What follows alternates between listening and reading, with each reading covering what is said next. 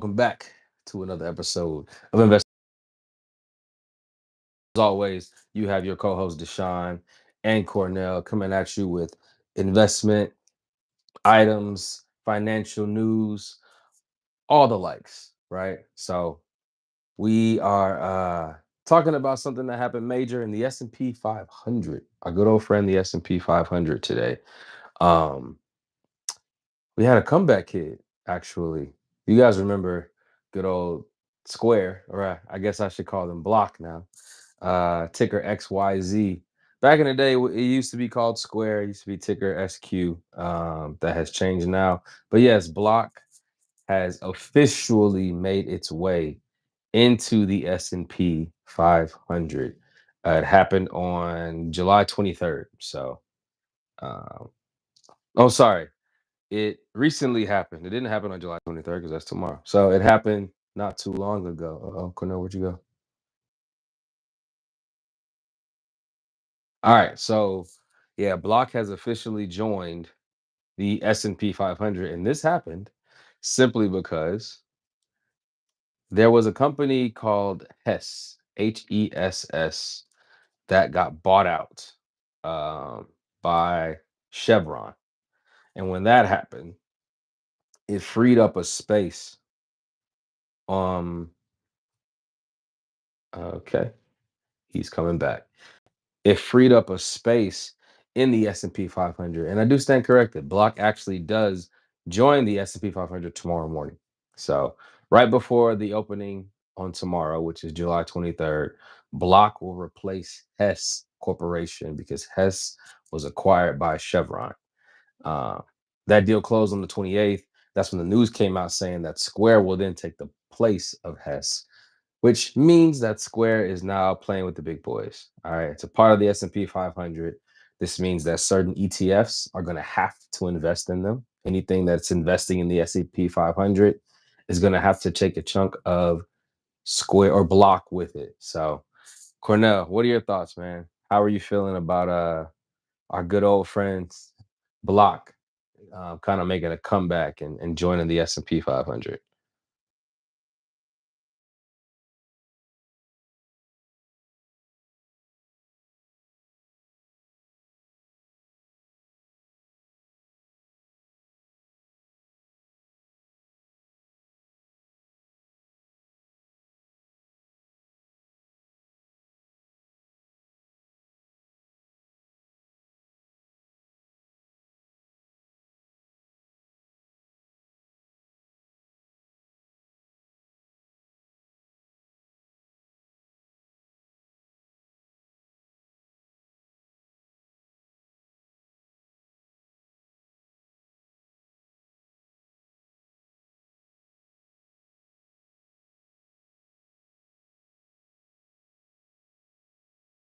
All the way back to $50 was insane for me. So I love to see that because I actually felt like they were going in the right direction when they started getting heavy in cryptocurrency.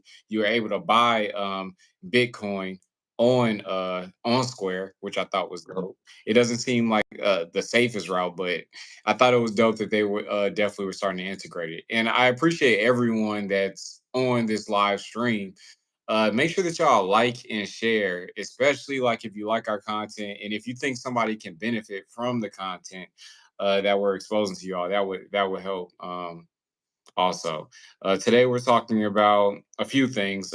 Initially, we're talking about Block, how they rejoined the S&P 500, and just what to look for in the future. So, like, do you see Block as something that you would resume investing in, Deshaun? Feel like I want to take a relook back at Block because I mean the way I see it, right? When companies are joining the S&P 500, and according to what J.P. Morgan and other big bankers estimate, that just brings more demand because you're talking about index funds that aren't the S&P 500 and ETFs that follow the S&P 500. Now they're buying shares of Block because Block is part of the S&P 500 and they follow the S&P. So that's automatic demand, right? That's automatically going to make the stock increase, or at least increase the demand. And since its announcement, Block has gone up what, 10% roughly since, yeah, Block has increased Yeah. already 10% with a high of with an all-time high of almost $300. It's right now it's $200 down from its all-time high. Okay. And not only that, but the inclusion of Bitcoin that happened a while ago, Block is now Mhm. moving in the direction of having more Bitcoin friendly experiences on its app. You know what I mean? What do they call it? BitKey. I think you had told me about that. BitKey. What is that exactly? I don't know if you still have that up, but yeah, BitKey is something that that Block is introducing, basically a self custody hard wallet. I don't know if you've ever heard of a hard wallet, folks that are listening, but a hard wallet is one of the safest ways to carry your cryptocurrency. All right. And BitKey is incorporated inside of the of Block's application, basically saying that your hard wallet or your cryptocurrency will be safer on their application. All right. So if you want to do more research on what BitKey is, it's BITKEY. Look at that, and pair it with Block. It actually got announced in 2023, but as we all know, that's when Block was kind of going through some things. It was dropping heavily, so people weren't really looking at that as a way to invest their cryptocurrency. Not to mention, Coinbase was around, and every single meme coin in the world. So people weren't really focusing too much on Square as a way to exchange money, especially not Bitcoin. This was a time when a lot of things were around. You had Venmo, PayPal, of course, was still around. Zelle was still moving. So that's one of the things. Then there also go ahead. They have, I know their goal is to make Bitcoin as mainstream as possible. So they want to make people using Bitcoin, also buying, selling it just really accessible. But I feel like they have way too many competitors, to be honest. Like, if you think about it, because now all of the big players are getting in place. Like, I know right now, in most states you can't use Fidelity to buy cryptocurrency, but it's a thing. Fidelity crypto is a thing. I know here in Georgia we can't use it yet, but like once it's opened up to all states and Fidelity, I don't see a lot of these brokerages maintaining.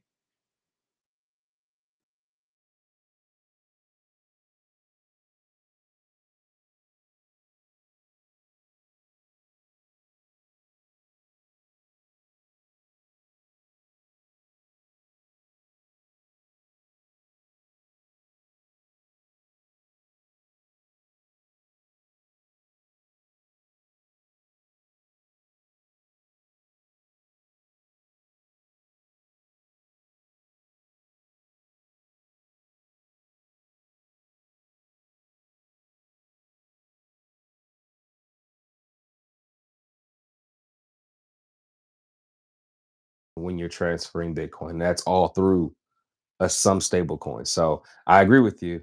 Go ahead. Coin reduce the amount of You transaction.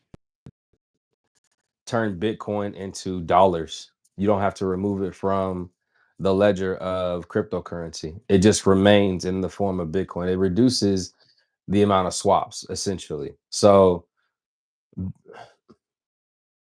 You buy a stable coin, right?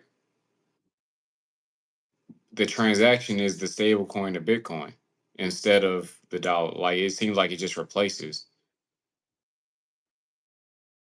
the actual transfer from a dollar to a Bitcoin, whatever exchange, however much money goes in between you turning a dollar into Bitcoin, that gets reduced or removed when you're turning a stable coin into Bitcoin. Does that make sense? So like because I do know things like Coinbase, they have fees and crypto.com. But what about things like Robinhood that don't have the fees? Like what would I Yeah, I'm not sure. turning it? Yeah, like because I know fees for that, but like so it say they have a stable coin on there.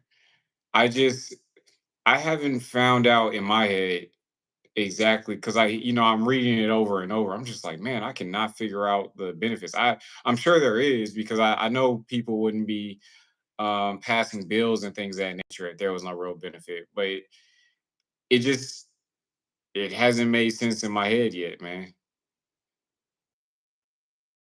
To to I guess disassociated with is the fact that it's pegged to something like the dollar, which if you're gonna peg it to the dollar, why not just use the dollar?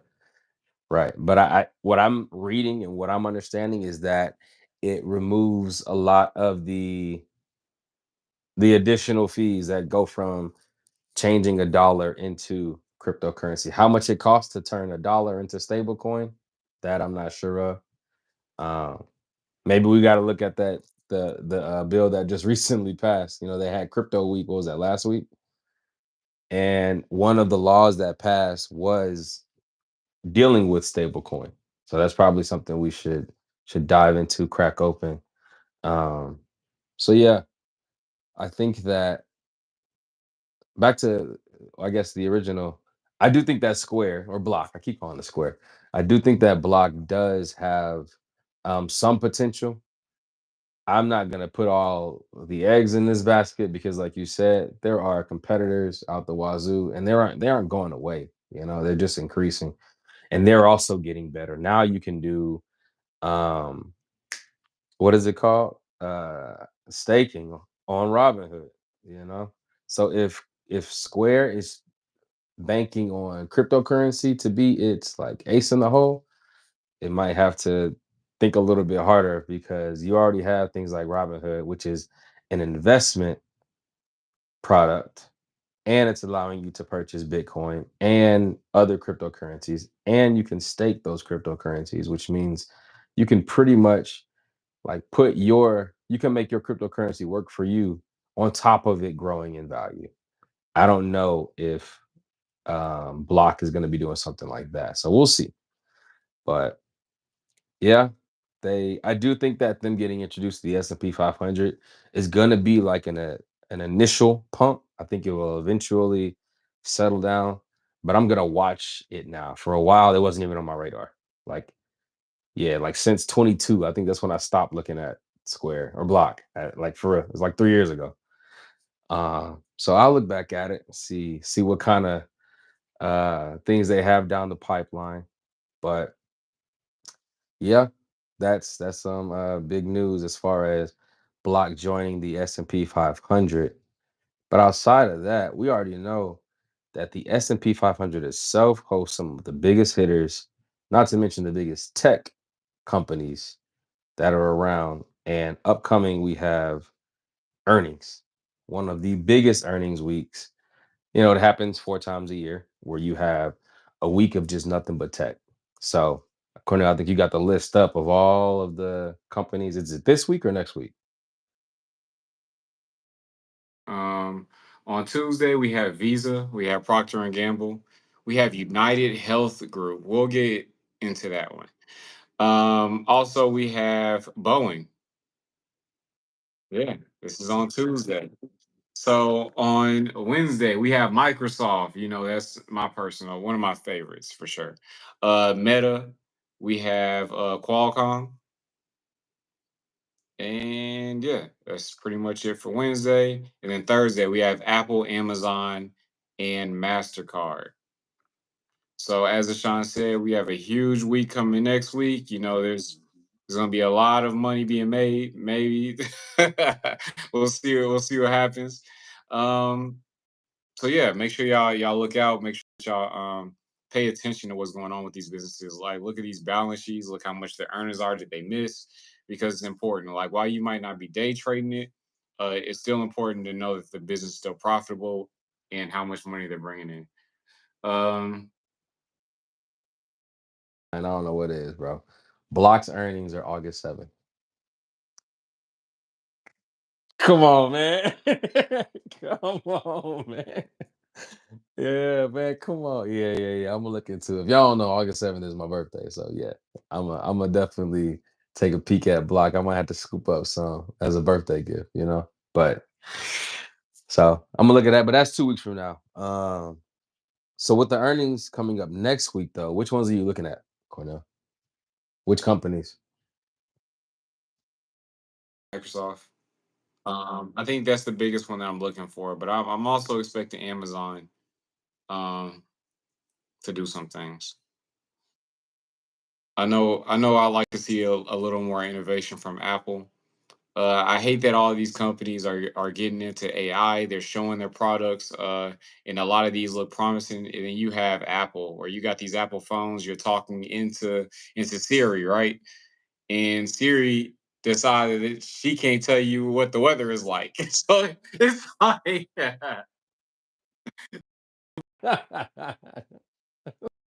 yourself. Like, come on, man. It's getting crazy. $5,000 goggles to like for what, man? So yeah, yeah, they definitely do. They definitely do. Um, but I think you also mentioned that United Healthcare is one of the companies that are having earnings next week, right? Earnings next week. For the people that don't know, United Healthcare took a huge plummet this year. Yeah, 4%. yeah, down year to date, down 44%, which is insane. That's cut in half, basically. So Healthcare has gone through a lot of changes, right? With CEOs coming in and out over and over and over again, combined with increase in prices in Medicare, Medicaid. It just they've been getting hit left and right with a lot of unexpected, unfortunate events, and that is kind of what led United Healthcare to this plummet. Um, but we at Investors Playbook, we don't always see a beat down stock as a bad thing. It could be an opportunity there. So, Cornell, how are you thinking? What do you think could potentially happen with United Healthcare being down 44% on the year and earnings being next week? You have a move or a play? real risky, and I don't advise anyone to day trade. I think the easiest way to wealth is long term investing. But if you're on the risky side, then yeah, I think that a call option could be a very lucrative play on United Healthcare, especially because they've fallen from so far. A lot of analysts are still expecting it to thrive as a company. They don't think that it's dead. So there's a long way up if the company survives. I know that they've had a lot of changes in leadership with the passing of I think his name was Brian, and then being handed over to. I know there was a new CEO. I think his name was Andrew. We have a from 2000. He was a CEO previously 2006 to 2017, and now he's back.